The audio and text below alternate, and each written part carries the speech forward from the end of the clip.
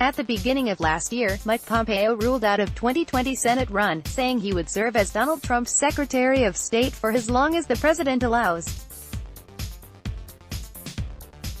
But with impeachment entangling his boss, and Mitch McConnell working overtime to recruit him, the Pompeo rumor mill has continued to churn. In that uncertainty, which Pompeo himself has fed, several candidates have quietly begun to line up behind him, positioning themselves to replace him at state.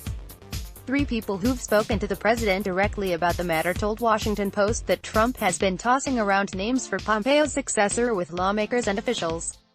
2 figures have emerged as leading contenders for Pompeo's would-be replacement: National Security Advisor Robert O'Brien and Treasury Secretary Steve Mnuchin.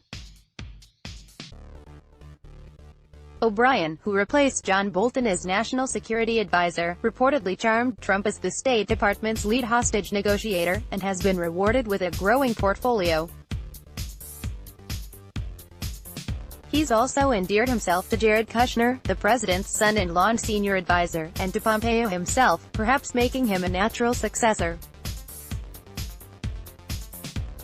Mnuchin would be a less intuitive pick. Unlike Trump and Pompeo, the Treasury Secretary has taken a less hawkish approach to China, putting him out of step with the rest of the administration on a key foreign policy front. Still, Mnuchin remains close to the president, as evidenced by his rare longevity in the Trump administration. In a White House characterized by infighting and high turnover, surviving in Trump's cabinet for 3 years makes him a competitive candidate by default. Of course, their abilities to appease Trump notwithstanding, each comes with liabilities. Mnuchin was barely confirmed for his current job thanks to his lack of experience.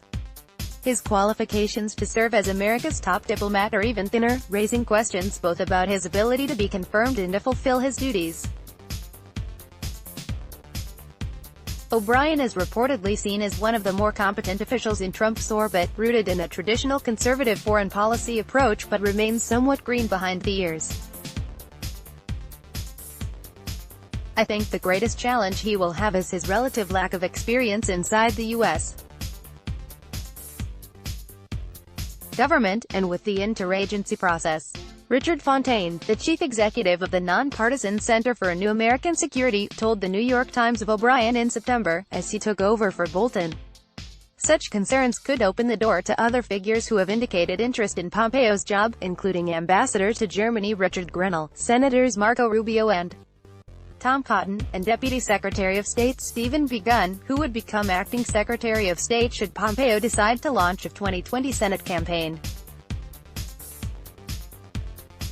He hasn't yet signaled that he'll do so. But the barely concealed jockeying suggests McConnell's overtures to Pompeo may actually be working, particularly Republican leadership believes their Kansas Senate seat is in danger. He loves Kansas. He loves the people of Kansas, Trump said last month, suggesting he'd be open to Pompeo mounting a bid. If he thought there was a chance of losing that seat, I think he would do that and he would win in a landslide because they love him in Kansas. More great stories from Vanity Fair. On the eve of impeachment vote, Giuliani called up New York Times to incriminate Trump. Melania Trump believes Greta Thunberg had POTUS attack coming. Inside Roger Ailes' twisted game of mind control. Why the White House belongs to Jared Kushner now. Kamala Harris's next act is destroying Stephen Miller. From the archive, inside Jeffrey Wiggins' epic multi-billion-dollar struggle. Looking for more?